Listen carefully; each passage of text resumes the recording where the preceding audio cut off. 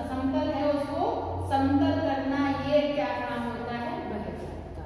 ठीक है, अब बात करते हैं अनाच्छादन की। तो अनाच्छादन क्या होता है?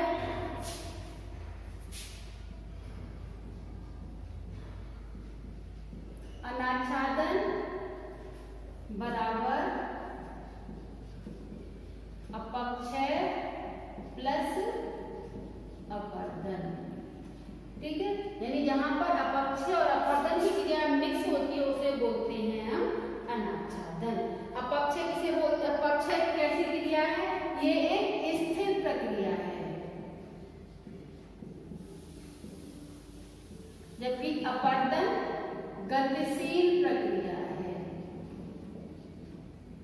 ठीक है, यानी अपक्षय क्या होता है? किसी भी चट्टान का अपने ही स्थान पर टूटना फूटना अपक्षय कहलाता है, जबकि उसका एक स्थान से दूसरे स्थान पर जाना अपर्दन के अंतर्गत आता है। क्लियर है? ठीक है, अब अपक्षय जो होता है वो कैसी होती है? अपक्षय जो क्रिया होती है वो स्थिर है। ठीक है, इन चट्टानें अपने स्थान पर टूटती फूटती हैं और इसमें दो वायुमंडलीय कारक और रासायनिक कारक दोनों जिम्मेदार होते हैं। अपक्षय के लिए वायुमंडलीय और जो रासायनिक, ये दोनों ही कारक जिम्मेदार होते हैं अपक्षय की क्रिया में। ठीक है, और अपक्षय जो ये दो रूपों में होता है, पहला होता है अपखंडन। अपक्षय जो है ये दो रूपों में होता है, पहला होता है अपखंडन और दूसरा होता है अपघटन। ठीक है, अब देखो यहाँ पे अपखंडन, खंडन यानी कि टूटना, यानी जहाँ पर भौतिक अपक्षय होगा वहां पर अपखंडन की क्रिया होगी, जहां पर रासायनिक अपक्षय होगा वहां पर अपघटन की क्रिया होगी। ये क्लियर हो चुका होगा, क्योंकि अब इतना समझ लो, अपखंडन समझ लो, याद कर लो सबने नीचे से। अपखंडन, खंडन यानी कि विखंडन टूटना, तो भौतिक या यांत्रिक, और अपघटन घटन यानी कि आपस में मिलना घुलने की क्रिया होती है, तो वो सब चीज किसमें आती है? रासायनिक अपक्षय में। ठीक है, अब अपक्षय को जो नियंत्रित करते हैं वो क्या करता है? सबसे पहला चट्टानों का स्वरूप, वनस्पति का आवरण, ये सिंपल टॉपिक है, इनको जो है जरूरत भी नहीं पड़ती किसी कंपनी के लिए, तो ये चीज मेन है जिसको पढ़ने के लिए जरूरत पड़ती है कि अपक्षय क्या है और किस तरह से होता है।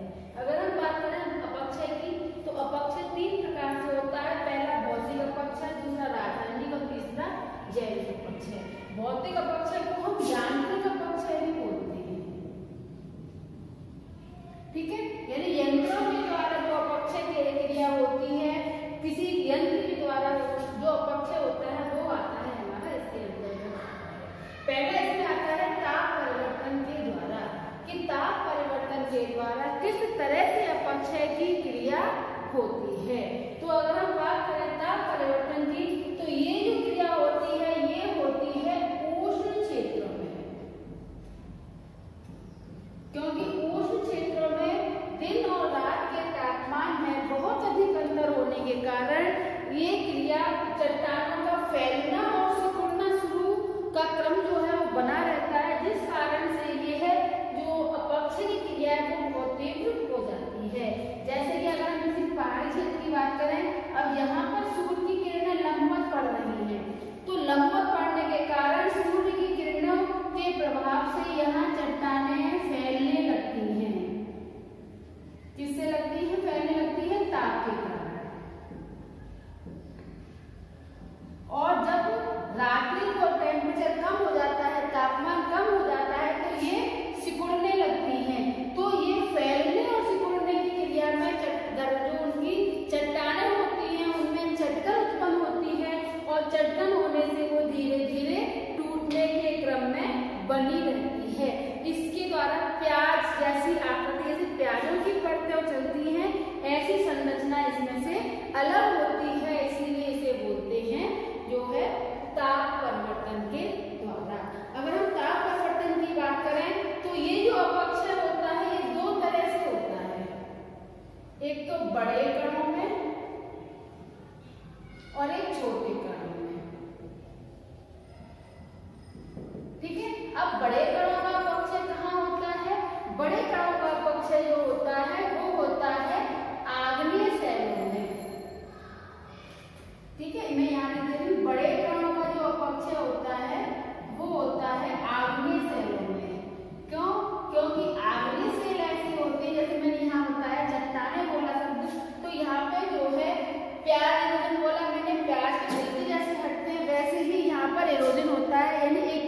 हटती जाती है, तो वो जो क्रम होता है वो कठोर चट्टानों में होता है। ये क्या किसमें होता है? कठोर चट्टानों में। ठीक है, तो कठोर चट्टानों यानी कि आग्नेय शैलों में। और छोटे कणों का जो विखंडन होता है वो कैसे होता है? जो छोटे कणों का विखंडन है वो किस क्रम में होता है? वो जो होता है वो आग्नेय शैलों के विखंडन के बाद जो मुलायम स्वरूप हो जाता है, या हम कह सकते हैं कि जो शुष्क मरुस्थल में बड़े कणों का छोटे कणों में विखंडन होता है। ठीक है, यानी कि ये कहाँ होता है? ये शुष्क मरुस्थल में।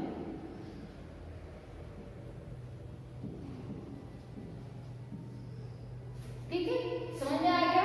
ताप परिवर्तन द्वारा, यानी तापमान में दिन और रात के जब तापमान में अंतर आता है तो उसके द्वारा जो इरोजन होता है, यानी अपक्षय की क्रिया होती है, उसे बोलते हैं ताप परिवर्तन द्वारा अपक्षय। दूसरा आता है हमारा पाले की दशा का प्रभाव। ठीक है, ये तो हो गया। पाले की दशा के प्रभाव से क्या मतलब है? पाला किसे कहते हैं? पाला होता है जब ओस, एक तो ओस गिरती है और जब एक अधिक मात्रा में गिरता है तो हम पाला शब्द बोलते हैं। पाले की जगह यहाँ पे हम ओस भी बोल सकते हैं। तो ये प्रभाव कैसे होता है? जैसे ये चट्टानी क्षेत्र है, ठीक है, रात को पाला पड़ा, ये कंडीशन जो होती है ये होती है शीतोष्ण क्षेत्र में। ये ध्यान रखना, हर एक जलवायु कटबंध में अलग अलग प्रकार के इरोजन होते हैं। तो उन इरोजन में शीतोष्ण जो पाले की दशा का प्रभाव है वो होता है शीतोष्ण क्षेत्रों में। शीतोष्ण क्षेत्रों में जब पाला पड़ता है तो चट्टानों पर ये जमा इकट्ठा हो जाता है। ठीक है, अब दिन के समय में जब थोड़ा टेम्परेचर बढ़ता है तो ये जल है, जो पाला में जमा हुआ जल है, ये जमा हुआ जल पिघलता है। पिघलने के बाद यह क्रम धीरे धीरे बढ़ता जाता है। अब पिघला हुआ जल की मात्रा थोड़ी अधिक हो जाती है तो वो नीचे की ओर धीरे धीरे दबाव डालता है और नीचे की चट्टानों को कमजोर कर करके वो इस तरह से अपक्षय की क्रिया करते रहते हैं। ये कठोर चट्टानों में धीरे धीरे नीचे दबाव डाल के उनको जो है अपघटन की क्रिया यानी तोड़ने की क्रिया करते रहते हैं। तो ये जो होती है दशा, इसे बोलते हैं पाले की दशा का प्रभाव। अगला होता है ना वर्षा जल व ताप के कारण। अब ये किस तरह से होता है कि वर्षा का जल जो है, अब ये कंडीशन जब बनती है ये बनती है उष्ण क्षेत्रों में। ठीक है, मैं यहाँ लिख दे रही शॉर्ट में, तुम चाहो तो स्क्रीनशॉट ले लेना। ये शीतोष्ण में और ये बनती है उष्ण क्षेत्र में। तो जो वर्षा का जल है यानी उष्ण क्षेत्र यानी कि टेम्परेचर अधिक, जब तापमान अधिक होता है तो उस तापमान में चट्टानें कैसी होती हैं? गर्म होती हैं, फैली हुई होती हैं। और जब अचानक से वर्षा हो जाती है तो उनमें जो क्रिया होती है तो ये चट्टानें ऊपर की ठंडी हो गई, पहले गर्म थी फिर ठंडी हो गई। तो जिस तरह की क्रिया यहाँ हुई वही क्रिया यहाँ हो जाती है। तो इस तरह से जो अपक्षय की क्रिया होती है उसे बोलते हैं वर्षा जल व ताप के कारण। ठीक है, अगला आता है हमारा ताप व वायु के कारण। ये कंडीशन कब होती है? मैंने जब तुम्हें वायु के कार्य कराए थे, ठीक है, हवा के पवन के कार्य बताए थे ना, तो पवन के छत्रक शिला सब बताए थे इनसेलवर, तो उन सब में ये ताप और वायु का प्रभाव दिखाई देता है। क्यों?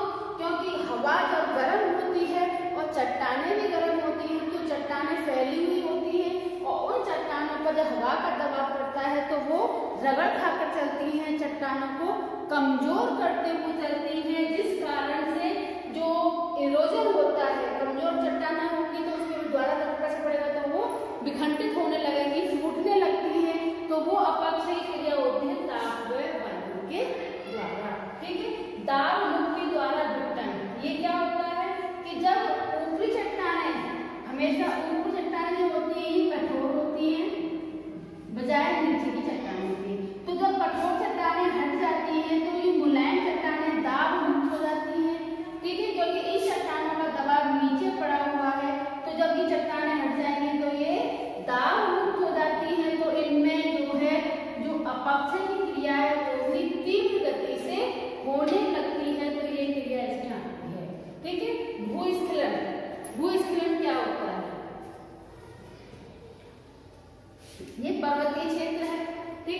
यहाँ पर वर्षा का जल या किसी भी तरह से मॉइस्चर जो है इकट्ठा होता रहता है और ये जो है चट्टानें उस जल को सोखती रहती हैं और जब सोखती हैं तो ये अंदर जो शैलखंड पाए जाते हैं, छोटे बड़े सब तरह के शैलखंडों में बना हुआ है, तो इन शैलखंडों के छिद्रों में जल भर जाता है। ठीक है, और जब जल की मात्रा अधिक हो जाती है तो ये जो है चट्टानें फैलने लगती हैं और फैलने पर असंगठित हो जाती हैं, यानी ये फैलने लगी, फैलने पे क्या होगा, असंगठित होगी और असंगठित होने पर ये जो है एक साथ नीचे तीव्र गति से गिरने लगती हैं, तो इसे बोलते हैं तीव्र गति से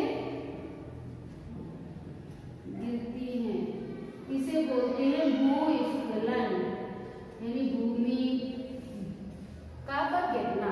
ठीक है, क्लियर हो गया। ये अगला आता है हमारा रासायनिक अपक्षय।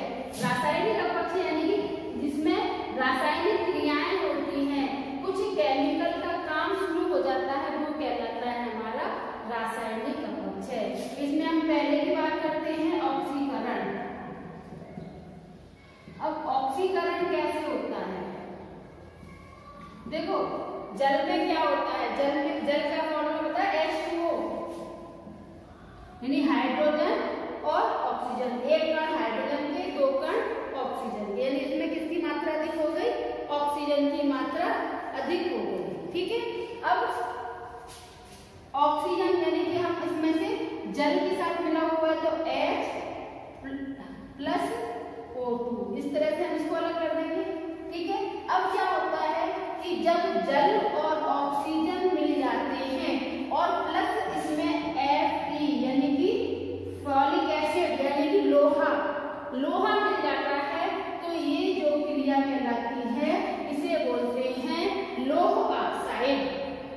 ठीक है, तो ये क्या हो गया हमारा लौह ऑक्साइड। तो लौह ऑक्साइड के द्वारा जो अपक्षय की क्रिया होती है उसे बोलते हैं ऑक्सीकरण की क्रिया। ये तो हुआ हमारा साइंटिफिक एक्सप्लेन। अब हम सिंपल भाषा में समझाती हूँ कि जब देखो हर चट्टान में क्या होता है, लोहे की मात्रा होती है। ठीक है, अब चट्टान में लोहे की मात्रा जो होती है उस पर लोहे पर ऑक्सीजन का काम शुरू हो जाता है, यानी जल और ऑक्सीजन होते हैं तो जल तो चला जाता है लेकिन ऑक्सीजन की जो क्रिया है वो लोहे पर शुरू हो जाती है।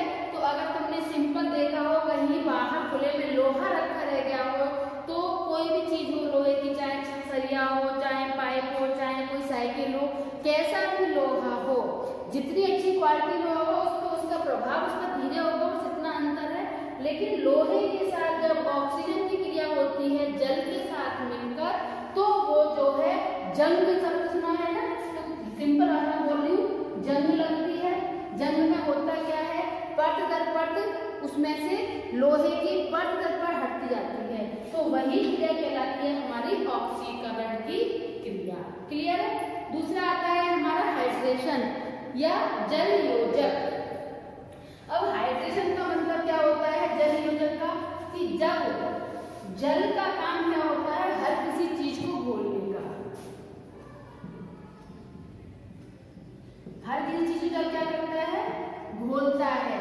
तो घोलने में जो है बॉक्साइट और फेल्सपार, ये दो ऐसे तत्व हैं, बॉक्साइट और फेल्सपार, जो बहुत जल्दी पानी में घुल जाते हैं और घुलन के कारण जब इनका पानी में घुल जाते हैं तो जल के साथ मिलकर इनका क्या हो जाता है, दुगना वजन, यानी ये फूलते हैं। ठीक है, जब किसी चीज का भार अधिक हो जाएगा तो क्या कंडीशन बनेगी, चट्टाने में जो किसी चीज में जब फूल जाएगा और सूख जाएगा तो क्या होगा, अपक्षय की क्रिया, अपक्षय की क्रिया तीव्र। ठीक है, ये क्रिया होती है किसके द्वारा, हाइड्रोजन के द्वारा। ठीक है, जिप्सम के बारे में सबको पता है, जिप्सम और पाइराइट ये भी एक उसी क्रिया के संबंध में आता है, जिप्सम और पाइराइट, इनके द्वारा भी यही सब क्रियाएं संभव होती हैं। तो ये जो क्रिया कहलाती है हाइड्रेशन यानी जल योजक की क्रिया कहलाती है। क्लियर है? अगला आता है हमारा कार्बोनेशन। ठीक है, तीसरा है हमारा कार्बोनेशन। कार्बोनेशन की क्रिया क्या होती है कि कार्बोनेशन में अगर हम बात करें, देखो ऑक्सीकरण में ऑक्सीजन का काम था, हाइड्रोजन में हाइड्रोजन यानी पानी का काम था, कार्बोनेशन में क्या होगा, कार्बन का क्रिया को दिखाया जाएगा। होती सबकी क्रिया मिक्स है, लेकिन हम अलग अलग पढ़ रहे हैं, इसीलिए हर एक गैस को अलग अलग समझने की कोशिश करेंगे। ठीक है, तो कार्बोनेशन में कार्बन से इसका कार्य होता है। और अगर हम बात करें कार्बन की क्रिया कहाँ की होती है, जो हमारी चूने की चट्टानें होती हैं, यानी चूना, चौक, ठीक है, ये जो चट्टानें होती हैं इनमें जो घोलने की क्रिया होती है वो सबसे अधिक कार्बोनेशन के द्वारा होती है। ठीक है, यानी अगर हम कह सकते हैं कि कैल्शियम युक्त चट्टान जो होती हैं,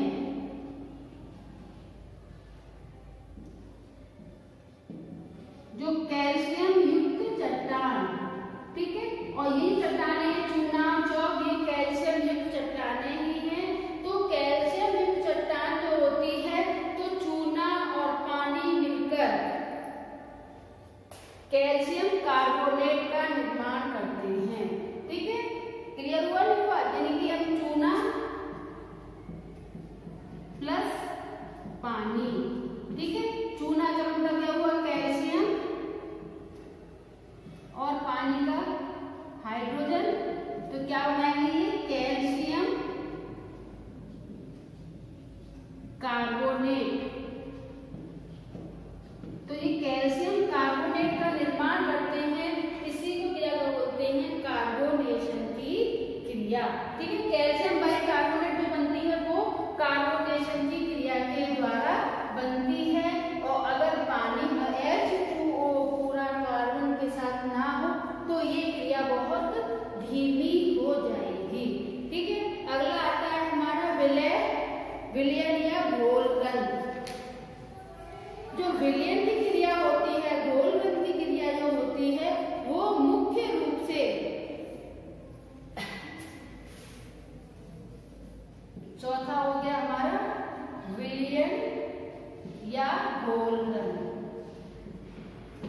ठीक है, इसमें क्या होता है, रंध यानी घोल यानी घुलने की क्रिया, रंध माने घोल, यानी झीलें होती हैं, नदियां होती हैं, जो झील, नदी, ये सब जो होते हैं, इनमें क्या होता है कि ये जहाँ चट्टानों के आसपास होते हैं उनमें जो चट्टानों में जो भी तत्व पाया जाता है, मैं यहाँ पर किसी चीज का नाम नहीं बोल रही कि ऑक्सीजन के साथ हुआ, कि सिलिका के साथ हुआ या चूना के साथ हुआ, कोई भी चट्टान, जिस भी चट्टान से वो होकर जल गुजर रहा है, उस चट्टान का जल, चट्टान के जो खनिज तत्व हैं वो इसमें घुलते हुए आगे बढ़ते हैं और पानी का रंग, स्वाद, ठीक है, और तत्वों को बदल देते हैं। अब इस चीज को सिंपल समझ लो, गंगा का जल है, उसको क्यों बोलते हैं पवित्र जल, क्यों बोलते हैं, क्योंकि वो जिन चट्टानों से होकर गुजरते हैं उन चट्टानों में जो औषधि तत्व पाए जाते हैं वो तत्व उस पानी में मिलते जाते हैं, इसीलिए उस पानी का जो स्वाद है वो अच्छा आता है। जबकि अगर और नदियों को देखें, झीलें दो तरह की होती हैं, खारे पानी की भी होती हैं, मीठे पानी की भी होती हैं, तो उनमें क्या होता है कि वर्षा का जल जिस झील के पानी में गिरता है उस झील के जो तत्व हैं वो उस पानी के साथ मिल जाते हैं और उसके खारेपन को और बढ़ा देते हैं। तो वो सब क्रिया किसमें आती है, हमारी विलय रंध के अंतर्गत आती है। अगला होता है हमारा जैविक अपक्ष है। तो जैविक अपक्ष में पहला आता है हमारा वनस्पति। अब वनस्पति के द्वारा जैविक अपक्ष किस तरह से होता है कि वनस्पति जो है अपने आप को स्थायित्व करने के लिए अपनी जड़ों को गहराई में करती हैं, ठीक है, वो अपने पोषण के लिए, अपने पोषण प्राप्त करने के लिए जल के साथ अन्य तत्वों को भी अवशोषित करती हैं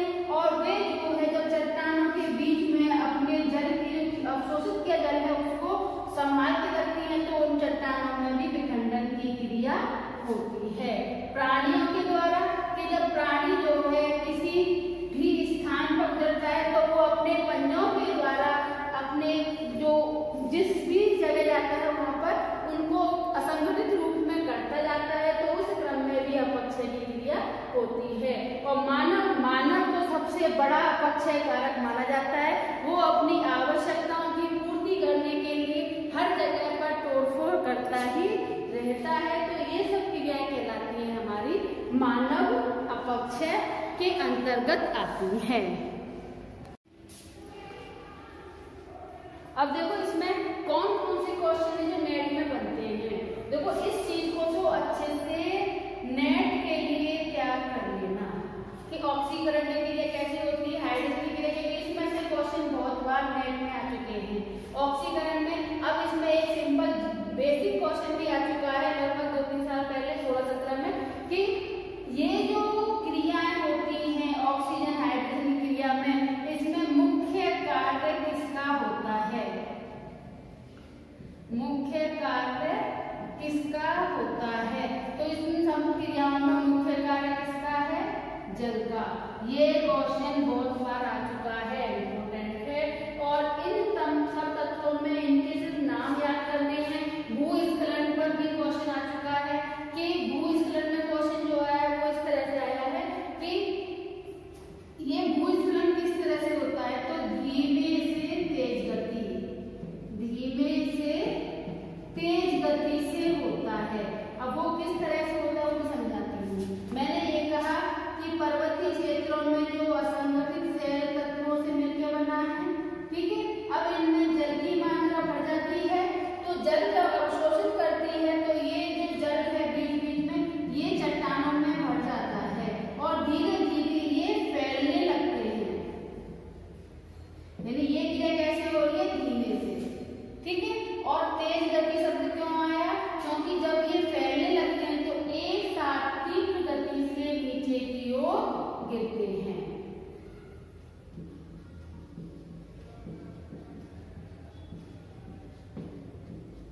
तो ये जो क्रिया हो गई धीमे से तेज गति या तीव्र गति, तो ये क्वेश्चन भी नेट में आ चुका है, ठीक है। वनस्पति प्राणी का तो है ही, और भी बहुत सारे क्वेश्चन आए हैं, वो मैं तुम्हें आगे सीरीज शुरू करूंगी तब बताऊंगी। तो ये सब स्पष्ट हो चुका होगा।